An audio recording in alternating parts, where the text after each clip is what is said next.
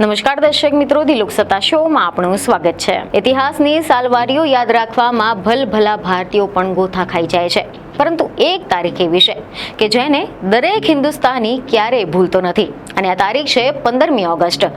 આ એ જ દિવસ છે કે જ્યારે દેશને આઝાદી મળી હતી, જેથી આ માત્ર એક તારીખ નથી પરંતુ લાખો સ્વતંત્ર સેનાનીઓના બલિદાન, સંઘર્ષ અને સમર્પણની ગાથા જણાવતો દિવસ છે।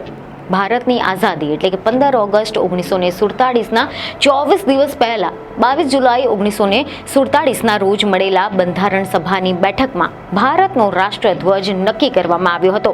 જોકે જેમ આપણે સૌને ખબર જ છે કે 15મી ઓગસ્ટે લાલ કિલ્લા પર તિરંગો ફરકાવવા પણ કેટલાક નિયમો હોય છે। લાલ કિલ્લા પર તિરંગો લહેરાવવો એ કોઈ આપણી એક પરંપરા નથી, પરંતુ લોકતંત્ર, સ્વતંત્રતાના પ્રતીક સમાન છે। આ કિલ્લા પરથી જ વડાપ્રધાન દેશવાસીઓને સંબોધિત કરતા હોય છે અને આગામી વર્ષ માટે સરકારની નીતિઓના લેખાજોખા પણ રજૂ કરે છે। અહીંયાથી પ્રધાનમંત્રી સ્વતંત્રતા દિવસ પર દેશવાસીઓને સંબોધિત કરે છે અને આગામી વર્ષ માટે અહીંયાથી પ્રધાનમંત્રી સ્વતંત્રતા દિવસ પર દેશવાસીઓને સંબોધિત કરે છે અને આગામી વર્ષ માટે તેમની સરકારની નીતિઓની બ્લુપ્રિન્ટ પણ રજૂ કરતા હોય છે। વર્ષ 1947માં પંડિત જવાહરલાલ નહેરુએ પહેલી વખત અહીંયાથી તિરંગો ફરકાવીને આ પરંપરા શરૂ કરી હતી, જે આજ દિન સુધી દર વર્ષે અનુસરવામાં આવે છે। આ દિવસે પંડિત જવાહરલાલ નહેરુએ દિલ્હીના લાલ કિલ્લા પરથી પહેલીવાર તિરંગો ફરકાવ્યો હતો અને ભારત એક સ્વતંત્ર રાષ્ટ્ર તરીકે વિશ્વ મંચ પર ઉભરી આવ્યું હતું, અને આ પરંપરા અત્યાર સુધી પણ યથાવત છે। દર વર્ષે દિલ્હીના લાલ કિલ્લા પરથી દેશના વડાપ્રધાન તિરંગો લહેરાવીને દેશને સંબોધિત કરે છે।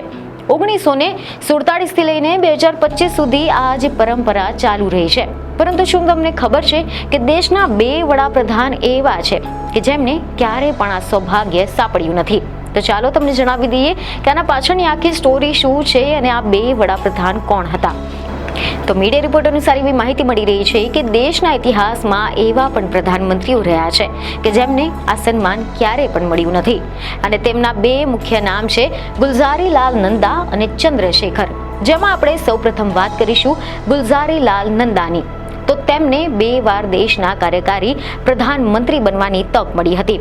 અહેવાલ એવા મળી રહ્યા છે કે પહેલી વાર 27 મે 1964ના રોજ પંડિત જવાહરલાલ નહેરુના નિધન બાદ, અને બીજી વખત 11મી જાન્યુઆરી 1966ના રોજ લાલ બહાદુર શાસ્ત્રીના નિધન પછી, અને આ બંને વખતે તેમને ફક્ત વચગાળાના સમયગાળા માટે જ આ પદ સંભાળ્યું હતું, અને બંને વખત તેમનો કાર્યકાળ ફક્ત થોડા જ અઠવાડિયા માટે હતો।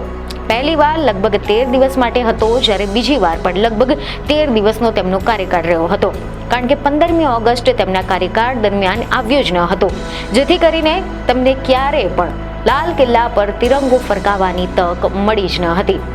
હવે જો આપણે વાત કરીએ ચંદ્રશેખરની, તેવા અહેવાલ મળી રહ્યા છે કે તેઓ ભારતના 8મા પ્રધાનમંત્રી રહ્યા હતા। તેમણે 10 નવેમ્બર 1990થી 21 જૂન 1991 સુધી દેશની કમાન સંભાળી હતી, અને તેમનો કાર્યકાળ 6 મહિનાથી થોડો જ વધુ હતો। આ દરમિયાન દેશના રાજકીય અસ્થિરતા હતી અને તેમની સરકાર કોંગ્રેસના સમર્થનથી ચાલી રહી હતી, પરંતુ આ સરકાર વધુ સમય સુધી ચાલી શકી ન હતી, અને તેમને પ્રધાનમંત્રી પદેથી રાજીનામું આપવું પડ્યું હતું, અને તેમના કાર્યકાળમાં ક્યારેય પણ 15મી ઓગસ્ટનો દિવસ આવ્યો જ ન હતો। આ જ કારણ છે કે તેમને લાલ કિલ્લાથી તિરંગો ફરકાવી શક્યા ન હતા।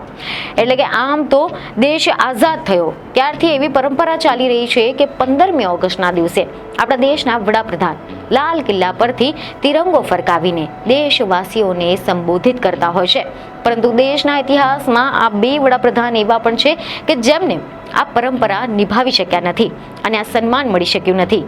મહત્વનું છે કે 15 ઓગસ્ટ 1947ના દિવસે ભારતમાં એક નવા જ સૂર્યનો ઉદય થયો હતો, અને આ નવો સૂર્ય આઝાદીની પ્રભા લઈને ઉગ્યો હતો। તમે જણાવી દઈએ કે દેશના પ્રથમ વડાપ્રધાન જવાહરલાલ નહેરુએ સૌથી વધારે 17 વખત તિરંગો ફરકાવ્યો છે, જે કોઈ વડાપ્રધાન દ્વારા લાલ કિલ્લા પર સૌથી વધારે વખત રાષ્ટ્રધ્વજ ફરકાવવાનો રેકોર્ડ છે।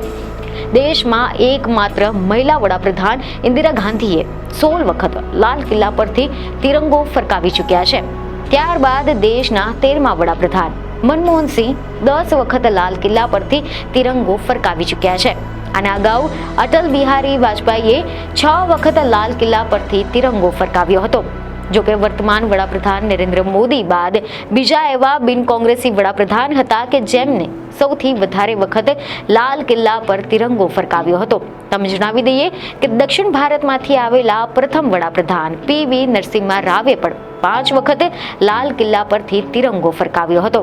દેશના બીજા વડાપ્રધાન લાલ બહાદુર શાસ્ત્રીએ 2 વખત, જ્યારે દેશના પ્રથમ બિન કોંગ્રેસી વડાપ્રધાન મોરારજી દેસાઈએ પણ 2 વખત લાલ કિલ્લા પરથી તિરંગો ફરકાવ્યો હતો. જ્યારે ચૌધરી ચરણસિંહ અને વિશ્વનાથ પ્રતાપસિંહ, એચડી દેવગૌડા, ઇન્દ્રકુમાર ગુજરાલે એક વખત લાલ કિલ્લા પરથી તિરંગો ફરકાવ્યો હતો. જોકે દેશના 14મા વડાપ્રધાન નરેન્દ્ર મોદી પ્રથમ એવા બિન કોંગ્રેસી વડાપ્રધાન છે કે જેમને સૌથી વધારે વખત લાલ કિલ્લા પર તિરંગો ફરકાવ્યો છે. આ ઉપરાંત 15મી ઓગસ્ટ 2016ના રોજ રાષ્ટ્રધ્વજ ફરકાવ્યા બાદ તેમને અત્યાર સુધીમાં સૌથી લાંબુ ભાષણ પણ આપ્યું હતું. તેમને 94 મિનિટ સુધી દેશવાસીઓને સંબોધિત કર્યા હતા. જેમાં આ વખતની જો આપણે વાત કરીએ તો 15મી ઓગસ્ટ 2025ના રોજ વડાપ્રધાન નરેન્દ્ર મોદી દિલ્હીના લાલ કિલ્લા પર રાષ્ટ્રધ્વજ ફરકાવી અને રાષ્ટ્રને સંબોધિત કરીને મોદી દિલ્હીના લાલ કિલ્લાની પ્રાચીર પરથી સતત 12મી વખત રાષ્ટ્રને સંબોધન કરનારા વડાપ્રધાન બન્યા છે. તો આ હતી આપણા દેશવાસીઓ માટે કેટલીક મહત્વપૂર્ણ જાણકારી. તો આશા છે કે તમને આ જાણકારી મહત્વપૂર્ણ લાગી હશે, અને જો હા તો મારા વિડીયોને લાઈક અને શેર જરૂરથી કરજો. બીજું એક ખબર સાથે ફરી મળીશું. ધન્યવાદ.